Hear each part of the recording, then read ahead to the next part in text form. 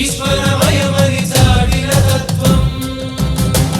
హిందూ ధర్మం అతి సనాతనం, నిరుపమానమిది నిత్య నూతనం.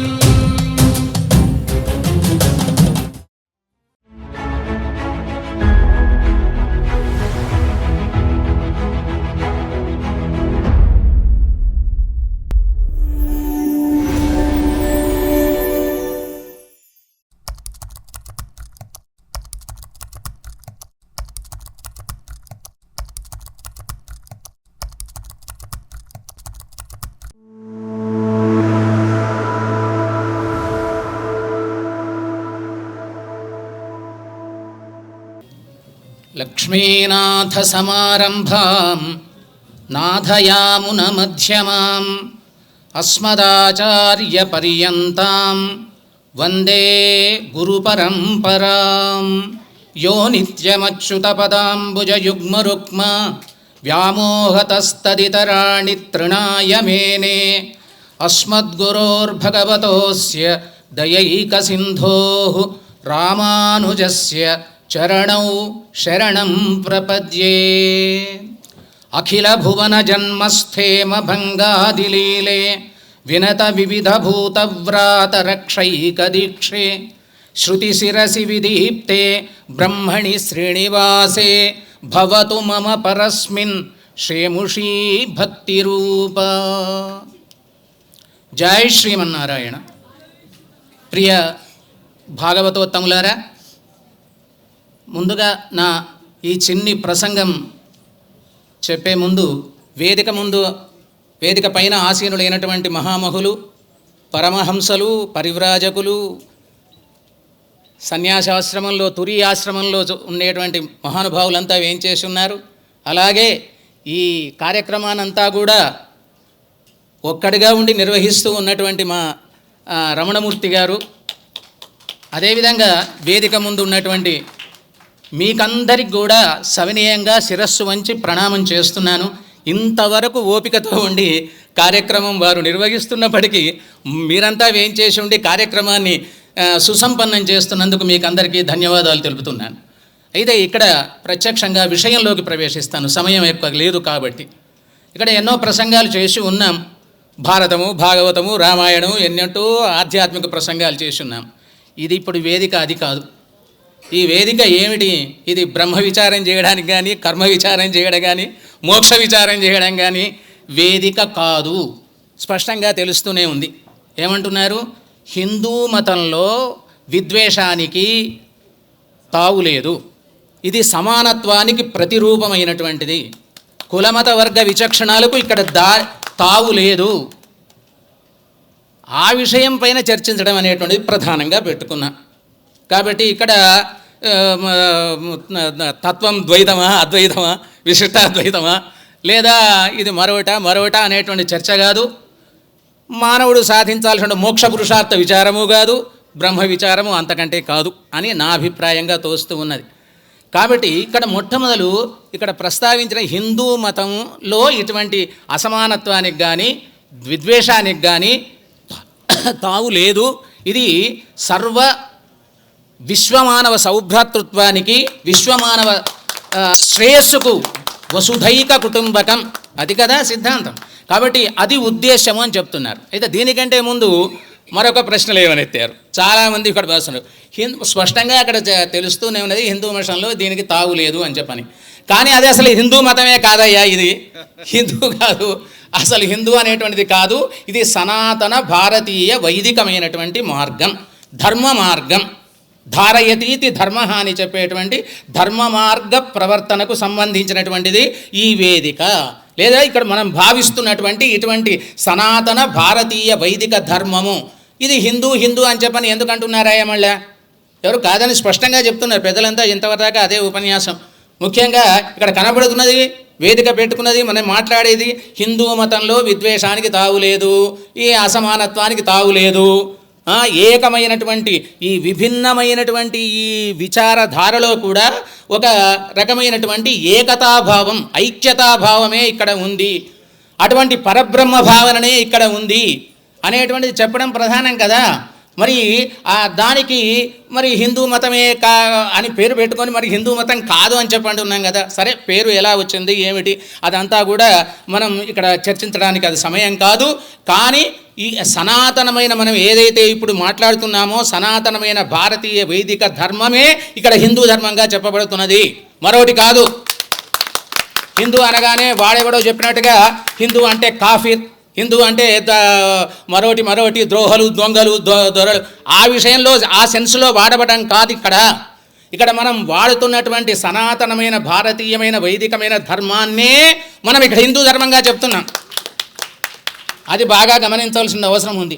మరి ఇటువంటి హిందూ మతం లోపట మరి ఇప్పుడు ఎందుకు ఈ చర్చ ఏమిటి? ఇక్కడ విద్వేషము, అసమానత్వము, ఆత్మవత్ సర్వభూతాని అని చెప్పని అంటున్నారే. తర్వాత ఇంకా విశిష్టాద్వైతంలో మా రామానుజ సిద్ధాంతంలో చెప్తున్నారు. వాళ్ళు చదివేటువంటి వాడు పరమ ప్రమాణంగా స్వీకరించినటువంటి సిద్ధాంతంలో ఏం చెప్తున్నారు? అసలు బ్రహ్మమే సత్యము, తర్వాత బ్రహ్మము తప్ప ఇతరమంతా ఏదీ లేదు, అదంతా కూడా ఉన్నట్టుగా కనిపిస్తున్నా అది లేనిదయ్యా, అది మాయా అని చెప్పేటువంటి అద్వైతవాదం చెబితే వాళ్ళు ఏం చెప్తున్నారు? తర్వాత విశిష్టాద్వైతం ఏం చెప్తున్నది?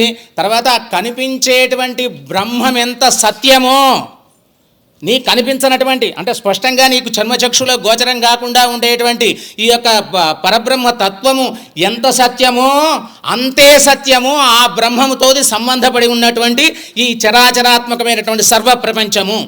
ఇదంతా లేనిది కాదు, ఇది అంతా ఉన్నదే అని స్పష్టంగా భగవద్రామానుజుల వారు చెబుతారు. అది సిద్ధాంతం. విశిష్టాద్వైతంలో సిద్ధాంతం ఏమిటంటే, అయ్యా అంటే ఆనాడు మరి శంకరుడు అంటే తెలివిలేని వారంతా అదెందుకు అదెందుకు చెప్పారు? కేవలం బ్రహ్మ మాత్రమే సత్యం, ఇతరమంతా నీకు కనిపిస్తున్నది ఉత్త లేందే అని చెప్పనేటువంటి మాయా మిథ్య, జగన్మిథ్య, బ్రహ్మ సత్యం అని చెప్పినటువంటి వాదాన్ని వాళ్ళు ఎందుకు చెప్పాల్సి ఉంది? ఆనాడు వారు చెప్పాల్సి వచ్చింది. కారణం ఏమిటి?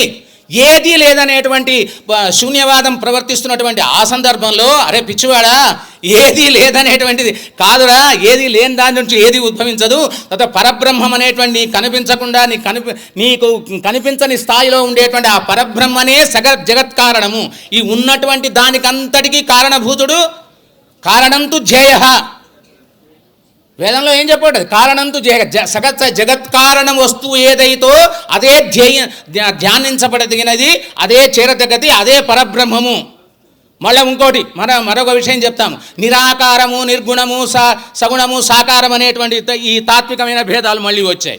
నిరాకారము, నిర్గుణము అనే దానికి సరైన సమన్వయం చేసినటువంటి వారు మా భగవద్రామానుజులు. ఘంటాపథంగా చెప్తున్నాను. వారు చెప్పింది ఏమిటి అంటే, నిర్గుణ నిరాకారవాదము ఏదైతే చెప్తున్నారో వేదంలో అవి ఉన్నాయి, ఇవి ఉన్నాయి. పరబ్రహ్మము నిరాకారము, నిర్గుణము అనే చెప్పేటువంటి వాక్యములు ఉన్నాయి. వాటిని ఏమంటారంటే అభేద శృతులు, నిరాకార నిర్గుణ శృతులు అంటారు వాటిని. అటువంటి వాక్యములని చెప్పేటువంటివి నిరాకార నిర్గుణ పరబ్రహ్మము. తర్వాత పరబ్రహ్మముకు జీవునకు లేదా జగత్తుకు భేదమే లేదు తర్వాత అని చెప్పేటువంటి అభేద శృతులు ఉన్నాయి. అదేవిధంగా మళ్ళీ ఇంకో శృతులు ఉన్నాయి. పరబ్రహ్మకు తర్వాత జగత్తుకు ఉండేటువంటి పూర్తి భేదమే, పరమాత్మ వేరు, జగత్తు వేరు. సంబంధం సంగతి అట్లా పెట్టండి. పరమాత్మ పరమాత్మనే, జగత్తు జగత్తే. కాబట్టి ఈ రెండింటికి భేదమే తత్వము అనే చెప్పేటువంటి భేదవాదులు ఉన్నారు. తర్వాత వాళ్ళు చెప్పేటువంటి ఇంకోటి మళ్ళీ పరబ్రహ్మము సగుణము సాకారము అని చెప్పేటువంటివి, సగుణ సాకారమూర్తి అని చెప్పేటువంటి తత్వం. తర్వాత నిరాకారము నిర్గుణము అని చెప్పేటువంటి శృతులు కూడా ఉన్నాయి. కాబట్టి భేదశృతులు, అభేద శృతులు, సగుణ సాకార శృతులు, నిరాకార నిర్గుణ శృతులు ఇలా వాదించుకుంటున్నారు. అనగా మా రామానుజుల వారు చెప్పినారు, వేదం అంటే వీళ్ళేమంటారు, అద్వైతవాదం చేసేవాళ్ళు అభేదశృతులే ప్రమాణము, అభేదశృతులు ప్రమాణము, భేదశృతులు అప్రమాణము, అపరమార్థికములు అని వాళ్ళు దాన్ని నిరసించారు. ఈ భేదతత్వం చెప్పేటువంటి వాళ్ళు ఏం చేశారు, పరమాత్మను సగుణ సాకార శృతులు ఏవైతే చెప్తున్నాయో లేదా పరమాత్మకు జగత్తుకు భేదం చెప్పేటువంటి శృతులే ప్రమాణము, అవి అపరమార్థికములు, అవి కావు అని చెప్పండి. వేదం అట్లా చెప్తుందండి. వేదం ఇది కరెక్టు, ఇది ఒకళ్ళు ఆచరించదగది, ఇది ఆచరించదగది కాదు, ఇది సత్యము అది అసత్యము రెండు తానే చెప్తుందా? అలా చెప్పడానికి ఆస్కారం లేదు. నువ్వు అర్థం చేసుకోవడంలో దాంట్లో భేదం ఉన్నది. కాబట్టి రామానుజుల గారు ఏం చేశారు, దీనికి ఈ సగుణ సాకార శృతులకు, తర్వాత అభేద శృతులకు, భేద శృతులకు, అభేద శృతులకు ఘటక శృతుల చేత సమన్వయం చేసి అర్థం చెప్పుకోవాలని చెప్పారు. అది వారు చేసినటువంటి గొప్ప శృతి. అందుకోసమే భాష్యకార శబ్దం, సరే అందరూ భాష్యం రాశారు, కానీ భాష్యకార శబ్దం రూఢ్యగా భగవద్ రామానులకే వర్తిస్తున్నది. భాష్యకార భగవానులోని వారికే పేరు. కాబట్టి ఎలా సమన్వయం చేశారు? అయ్యా, పరమాత్మ సగుణ సాకార శృతులకు నువ్వు చెప్పినట్టుగా స్వామికి ఒక ప్రత్యేకమైన ఈ ఆకారమే ఉన్నది అని కాదయ్యా. ఆయనకుండే ఆకారం ఆయనకు ఉన్నది అంటే ఆయనకే ప్రత్యేకించబడినటువంటి, ఆయనకే చెందినటువంటి సహజమైన స్వాభావికమైన ఆయనకే చెందినటువంటి ఒక ప్రత్యేక ఆకారం ఉన్నది. తర్వాత గుణములు ఉన్నవి. అవును, ఆయనకే సంబంధించిన సత్యం, జ్ఞానం, అనంతం, బ్రహ్మ అని చెప్పని చెప్తా అంటున్నావు కదా. అటువంటి ఆ గుణములన్నీ కూడా ఆయనకే షడ్గుణ ఐశ్వర్య సంపన్నుడు అంటారు. స్వామి అటువంటి వాడు, షడ్గుణ ఐశ్వర్య. ఆ షడ్గుణములు ఆయనకే తప్ప మిగతా ఎవరికి ఉండవు. కాబట్టి ఆయనకే ప్రత్యేకించమైన గుణములు, ఆయనకే ప్రత్యేకించమైన సహజమైనటువంటి స్వాభావికమైనటువంటి దివ్యమైనటువంటి విగ్రహ ఆకారం కలిగినటువంటి వాడు. ఎటువంటి ఆకారము? నీకుండేటువంటి ఆకారాలు లేవు ఆయనకు. నిరాకారము నిర్గుణము అంటే నీకుండేటువంటి, తర్వాత పంచోపనిషన్మయ పాంచభౌతికమైన మన దేహాదులు, మన ఉపాధులన్నీ కూడా ఎటువంటివి? మన ఆకారాదులన్నీ ఎటువంటివి? పాంచభౌతికమైనటువంటివి. ఇటువంటి ఆకారం ఆయనకు లేదు. అర్థమైందా? కాబట్టి తర్వాత అది లేదు అనడానికి అర్థం అది. నిరాకారము నిర్గుణము అని చెప్పంటే అర్థం ఏమిటంటే, నీకుండేటువంటి జగత్తు కంటే విభిన్నంగా గోచరించేటువంటి జగత్తుకుండేటువంటి ఈ మారిపోయే రూపాలు కానీ, ఇటువంటి పాంచభౌతికమైనటువంటి దేహాదులు కానీ ఆయనకు లేవు. దీనికి ఉండేటువంటి అసహజమైనటువంటి, దీనికి మాత్రమే ఉండేటువంటి గుణాలు ఏవైతే ఉన్నాయో, ఈ చచ్చుట, పుట్టుట, లేదా మారుట, ఒకప్పుడు ఇలా ఉండుట, ఒకప్పుడు అలా ఉండుట అనేటువంటి అస్వాభావికమైనటువంటి దీనికి ఉండేటువంటి ఈ గుణాలన్నీ కూడా పరమాత్మకు లేవు అని చెప్తాడు. అంటే ఇవి దేని చేత సమన్వయం చేశారు వారు?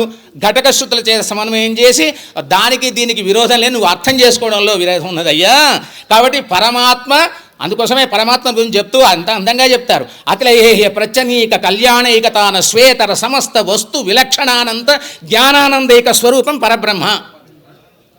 ఇప్పుడు నేను మొదటి జరిగిన శ్లోకంలో అఖిల భువన జన్మస్థేమ భంగాది లీలే వినత వివిధ భూతవ్రాత రక్షైక దీక్షే శృతి శిరసి విదీప్తే బ్రహ్మణి శ్రీనివాసే.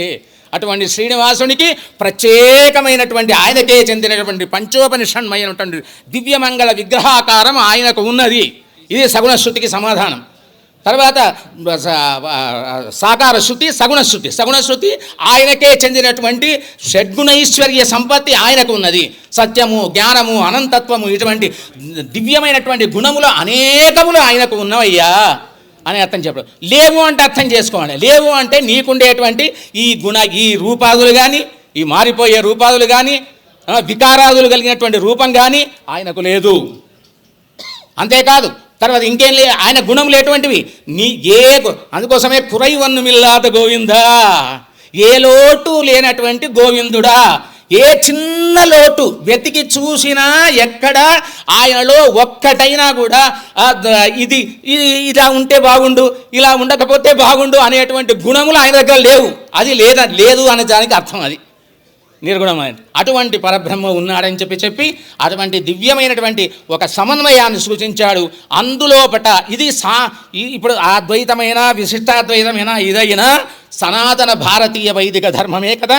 ఆ సనాతనమైన భారతీయ వైదిక ధర్మంలో ఈ 3 ధర్మాల్లో కూడా ఎక్కడా కూడా అసమానత్వానికి, తర్వాత విద్వేషానికి, ఒకరి పట్ల దేని పట్ల, ఇప్పుడు సర్వం విష్ణుమయం జగత్ అన్నప్పుడు ఎక్కడయ్యా ఎవరిని ద్వేషిస్తావు?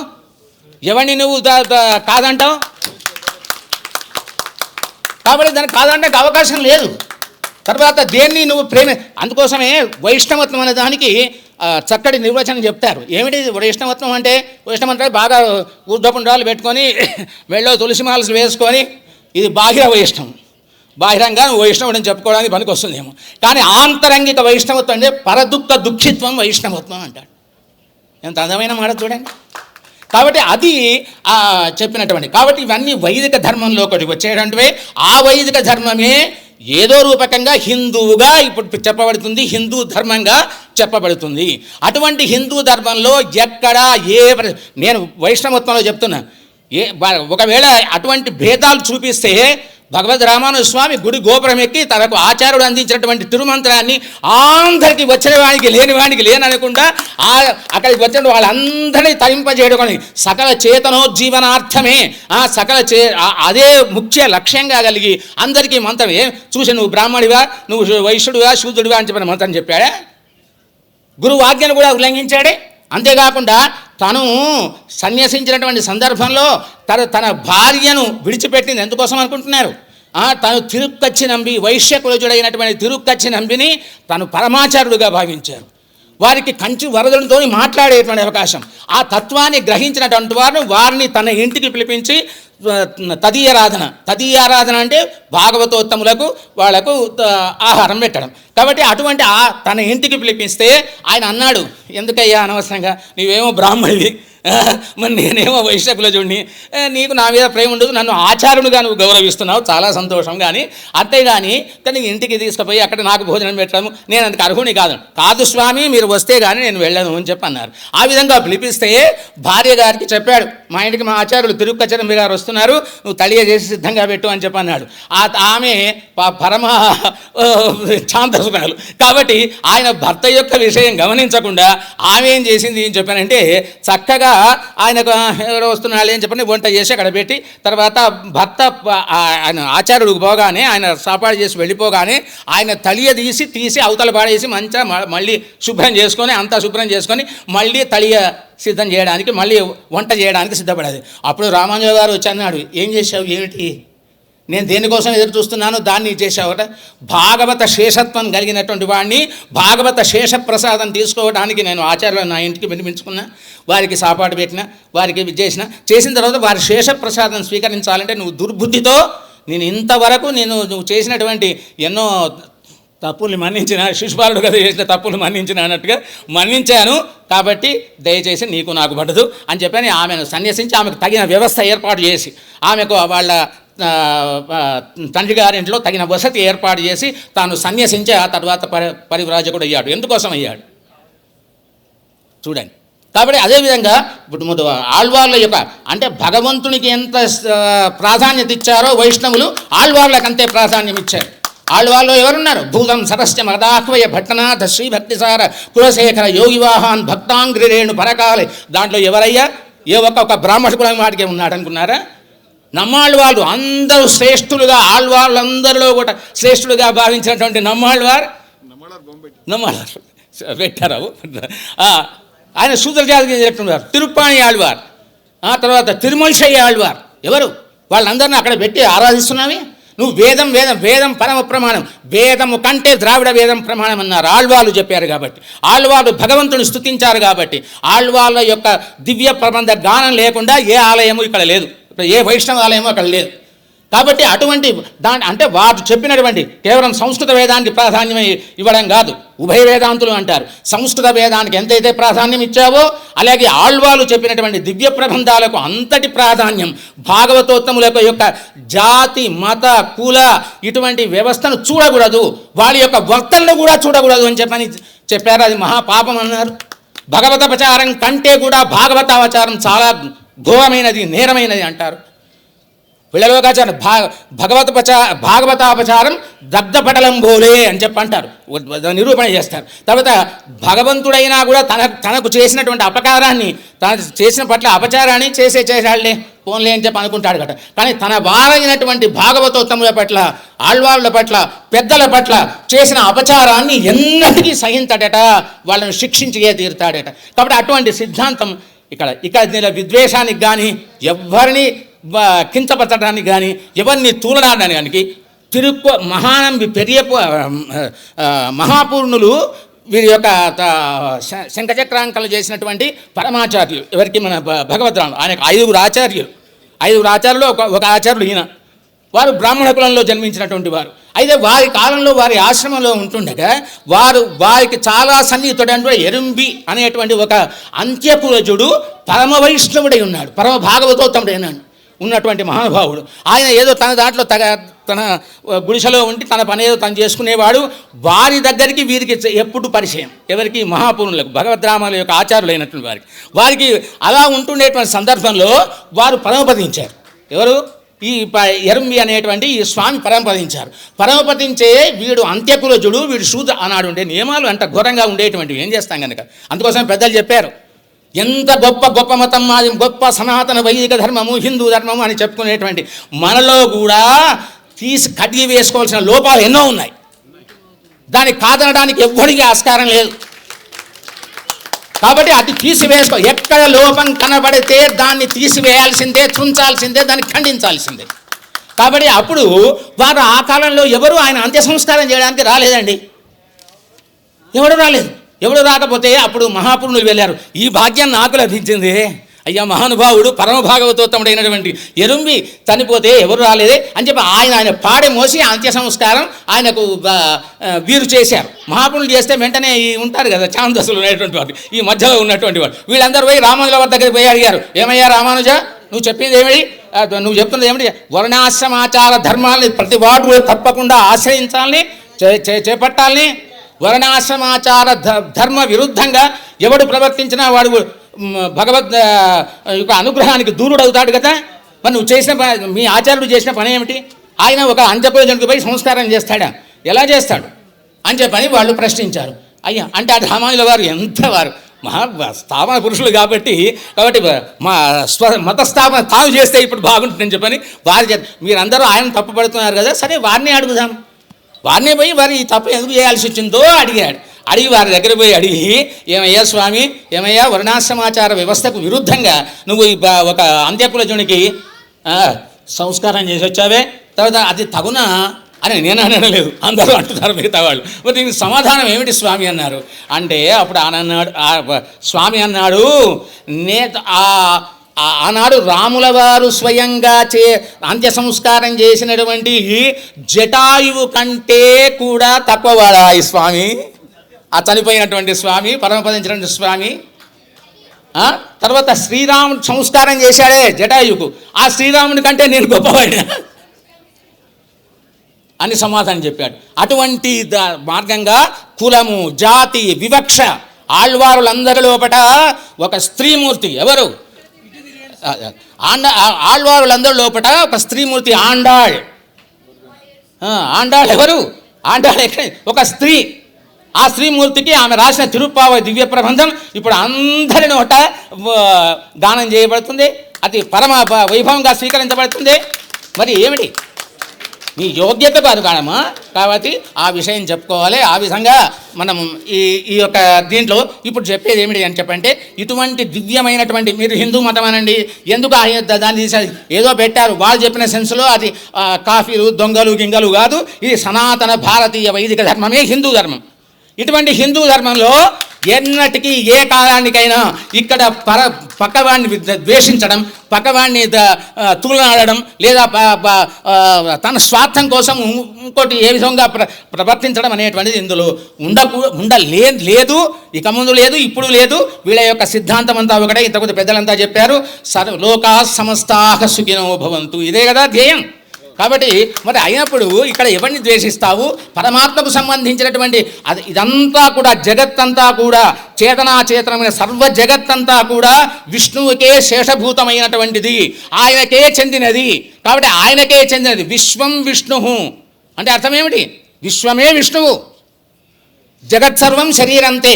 ఈ సమస్త జగత్తంతా కూడా రామాయణం చెప్తున్నది, జగత్సర్వం ఈ శరీరం, ఈ జగత్తంతా కూడా పరమాత్మ యొక్క శరీరము, ఆయన శరీరి అయినప్పుడు దీంట్లో ఎవరిని ద్వేషిస్తావయ్యా నువ్వు?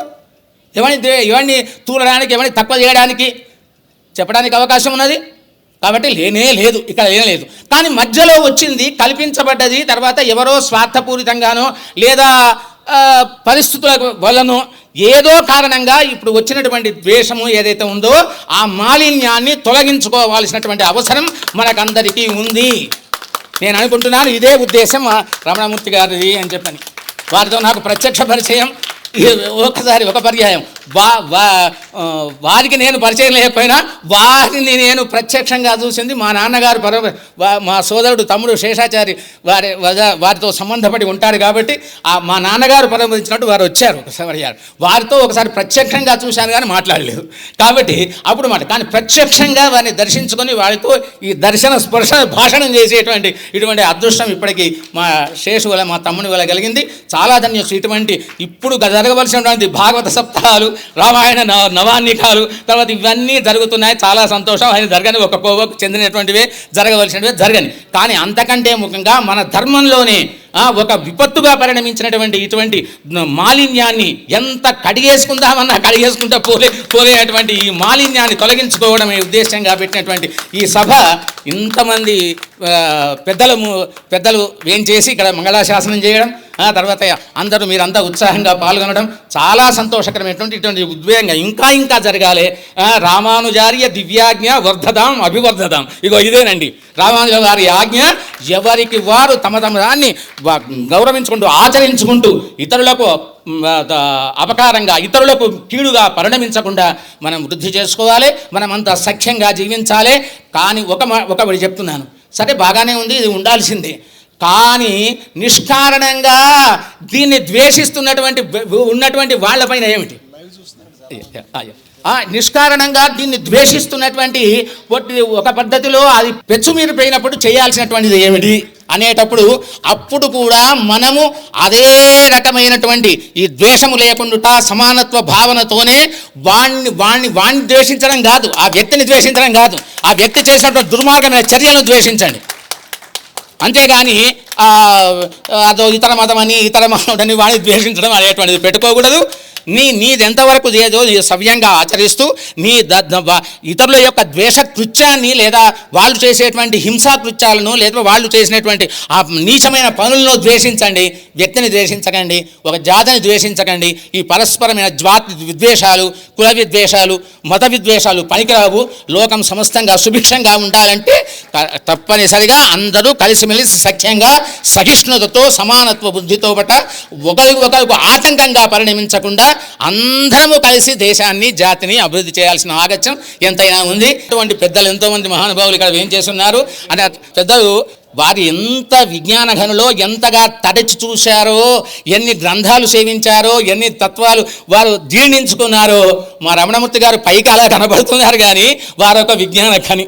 కాబట్టి సమాజాన్ని ఒక దృష్టితో చూస్తున్నటువంటి ఒక అభ్యుద దృక్కోణంతో చూస్తున్నటువంటి వ్యక్తి. ఒక పర్యాయము ఒక వీడియో వారి ద్వారా వీడియోలో చూశాను. దాంట్లో ఏమిటి అంటే ఇప్పుడు మేము చెప్పినటువంటి ఈ సమానత్వము, కులమత వర్గ విచక్షణకు తావు లేకుండా ఒక విశిష్టమైనటువంటి ఒక గొప్ప మతాన్ని రూపొందించినటువంటి భగవద్రామానుజుల వారి యొక్క శ్రీభాష్యంలో అపశూద్రాధికరణం అనే చోట తర్వాత అయ్యా శూద్రులను ఈ విధంగా నిందించారే అనేటువంటి పాయింట్ తీసుకొచ్చి రామానుజుల వారు చేసినటువంటి ఉన్నతిని గుర్తించకుండా దాన్ని పట్టుకొని దూషించలేదు వారు. రామానుజుల వారు చేసినటువంటి వారికి ఉండేటువంటి గౌరవభావాన్ని, వారికి ఉండేటువంటి వారి పట్ల ఉండేటువంటి ఆ గురుత్వాన్ని చెబుతూనే అయ్యా మరి ఈ పద్ధతి ఏమిటి, ఇది ఎలా చెప్పాల్సి వచ్చింది, దీనికి మీరేం ఇప్పుడు జిఆర్ స్వామి గారు కదా సమతామూర్తి విగ్రహ స్థాపన చేసినటువంటి అంటే వారిని ఉద్దేశిస్తూ కూడా తర్వాత మరి శ్రీభాష్యంలో అపశూద్రాధికరణంలో ఈ విషయం ఏమిటి అని చెప్పని అన్నారు. అది తీసుకొచ్చిన మాకు ఇంతవరకు అపశూద్రాధికరణం చూశాం. అపశూద్రాధికరణంలో రామానుజుల వారు చెప్పినటువంటి విషయం స్పష్టంగా ఉంది. ఇంకా మన వారు చెప్పినట్టుగానే తర్వాత శంకర భగవత్పాదులు చెప్పిన దానికంటే కూడా ఇంకా దాంట్లో చాలా స్పష్టంగా శూద్రులకు వేదాధికారం లేదు స్పష్టంగా చెప్పారు. వేదాధికారం లేదు. మరి ఇలా ఎట్లా చెప్పారు, ఉపాసనకు అధికారం లేదు. మరి ఇది ఏంటంటే కేవలం త్రైవర్ణికులకు మాత్రమే, ఉపనయనాధికారం ఉన్నవారికి మాత్రమే అని చెప్పిన విషయాన్ని వారు స్పష్టంగా ఇంకా వారి మోక్ష పురుషార్థ నిర్ణయంలో వారు చెప్తారు. మోక్షము పొందడానికి పరమపురుషారాధన అవసరము. పరమపురుషారాధన ఎట్లా చేయాలి అంటే పరమపురుషారాధన ఎలా విధంగా అంటే నీ వర్ణాశ్రమాచార ధర్మాలను తప్పకుండా నీవు యథాప్రకారంగా భగవదారాధన రూపకంగా నువ్వు ఆచరిస్తే తద్వారా నువ్వు మోక్షాన్ని సులభంగా పొందగలవు. అంతే. అంటే ఎవడి వర్ణాశ్రమాచార ధర్మాన్ని స్పష్టంగా యథాప్రకారంగా ఆచరించి చూపాలి అని చెప్పని దాంట్లో చెప్పారు. అయితే ఇది రామానుజుల వారు మరి తర్వాత వారు అటువంటి ప్రవర్తన దాంట్లో కనిపించలేదు కాబట్టి, వారి యొక్క చరిత్రలో కానీ వారి యొక్క సిద్ధాంతంలో కానీ కనిపించలేదు కాబట్టి, మరి ఈ శ్రీ భాష్యంలో ఇది ప్రక్షిప్తం కావచ్చు, కనీసం మీరు చెప్పండి అయ్యా అని చెప్పని వారు ఆ వీడియోలో కోరారు. ఆ విషయం సరే జిఆర్ స్వామి దాకా చేరిందో చేరలేదో నాకైతే తెలియదు. కాబట్టి నేను పర్సనల్గా ఈ విషయం చూసి నిజమే కదా, ఇది విచారించదగదు కదా. ఎవరైనా సరే ఒక పరబ్రహ్మ మాత్రమే ఏ లోపము లేనటువంటి వాడు. మనమంతా కూడా మనుష్య మాత్రమైన మనమంతా కూడా ఎంత గొప్ప ప్రవక్తలైనా ఎవరైనా ఎక్కడో చోట మిస్టేక్ చేసి ఉండొచ్చు. కానీ వారు మిస్టేక్ చేయకుండా వారు ఎవరో చేసి ఉండొచ్చు. మరి ఇది ప్రక్షిప్తమా నిక్షిప్తమా ఏమిటిది, దీని గందరగోళం ఏమిటిది అని చెప్పని తెలిసిన మాకంటే తెలిసినటువంటి మహాపండితులు గొప్పవాళ్ళు ఎవరైనా అడిగితే సరైన సమాధానం నాకు ఇంతవరకు రాలేదండి. ధన్యోసు. నేను ఈ విషయం సభాముఖంగా చెప్తున్నాను. ఇంత రామాను సిద్ధాంతంలో ఇది లేదు. మరి అక్కడ ఆ శ్రీ భాష్యంలో చెప్పినటువంటి అపశూద్రాది కరణలో వారు రాసిన ఆ ఘట్టం అది ప్రక్షిప్తం కావచ్చు, అయినా చెప్పండి. లేదా ఇది అంగీకార వారే రాసిన ఇది అంగీకార యోగ్యమైనది కాదు అని చెప్పండి అయ్యా అని చెప్పని వారు ఎంతో గొప్పగా చెప్పారు. అందులో నిజంగా అది నేను ఇప్పటికీ నా మనసులో అది ఇప్పటికి కొనసాగుతుంది. ఆ తర్వాత కూడా వారు ఇంకొక వీడియో పెట్టారు, ఆ వీడియోలో చూశాను. ఇలా తనకున్నటువంటి కేవలం గుడ్డిగా చెప్పిందేదో చెప్పుకోవడం కాదు, గుడ్డిగా ఆచరించడం కాదు. గురువుని ఆశ్రయించాలి, తప్పదు సమాశ్రయణం. కాబట్టి గురువు ఆచరించి చెప్పింది తన అనుభవంతో కూడా దాన్ని తేటతెల్లంగా విచారించి తెలుసుకోవాలి. అటువంటి విలక్షణమైనటువంటి వివేచన అనేటువంటి కలిగినటువంటి పెద్దలు, అటువంటి సామాజికమైనటువంటి దృక్పథం, వ్యక్తిగత దృక్పథంతో పాటుగా సామాజికమైన బాధ్యతను తీసుకున్నటువంటి వారు, అటువంటి వారు ఇటువంటి విషయాలు ఎన్నో ఉన్నాయి. కాబట్టి వారు ఎంతో నిస్వార్థమైన దృక్పథంతో ఇటువంటి సదస్సులు ఏమైందండి, ఎందుకు హాయిగా 4 డబ్బులు సంపాదించుకొని హాయిగా ఎంజాయ్ చేయవచ్చు. ఏమిటి ఈ సదస్సు, ఈ అన్నమయ్య గురించి ఎందుకు పోరాటము, ఈ సమాజంలో విద్వేషం హిందూ మతంలో లేదని పోట్లాడడం ఎందుకు అంటే అదొక వాటి ప్రవృత్తి అటువంటిది. భగవంతుడు ఒక్కొక్కరి ద్వారా ఒక్కొక్కరి పని చేయిస్తూ ఉంటాడు. అతని చేత ఎందుకు చేయిస్తున్నాడు, ఇతని చేత అదంతే. కాబట్టి భగవంతుడు ఆయన చేతిలో ఉపకరణంగా వారు మారి ఈ విధంగా సమాజానికి ఒక దిక్సూచిలాగా, సమాజంలో మార్పు తెచ్చేలాగా ఒక మంచి ప్రయత్నం వారు చేస్తున్నారు. నిజంగా వారు చెప్పినట్టుగా హిందూ మతంలో ఎన్నటికి కూడా ఈ విద్వేషాలకు, తర్వాత ఈ అసమానత్వానికి, ఈ దురాచారాలకు ఇందులో లేదు. అన్ని వేదం సప్రమాణంగా చెప్పినటువంటి దాన్ని సరిగ్గా అన్వయం చేసుకొని మన పరిస్థితులకు అన్వయం చేసుకొని చేసే పద్ధతి కావాలి.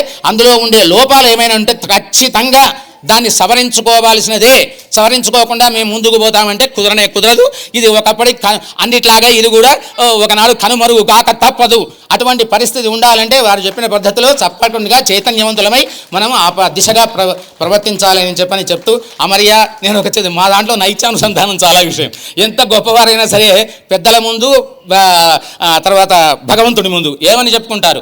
అమర్యాద క్షుద్ర చలమది అసూయ ప్రసోభూ తుదగ్న దుర్మాని స్మరపరవశో వంచనపర నృశంస పాపిష్ట కథమహమితో దుఃఖజలదే అపారాదుత్తీర్ణ స్తవపరిచరేంచరయో అని మీ ముందంతా కూడా ఇటువంటి అమర్యాద,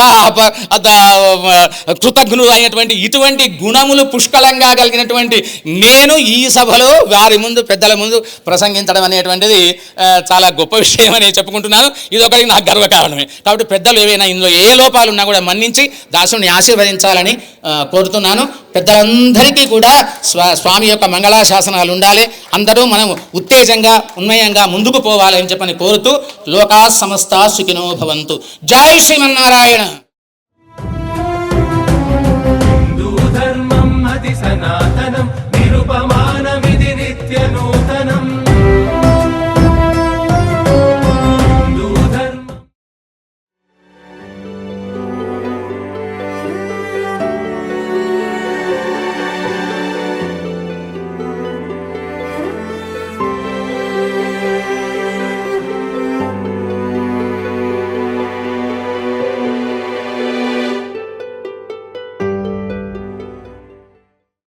మీ ఆలోచనల్ని మరింత సంపద్వంతం చేయగల ఈ పుస్తకాల్ని మీరు చదివారా? ప్రతులకు జై భారత్ పబ్లికేషన్స్ 9848030089.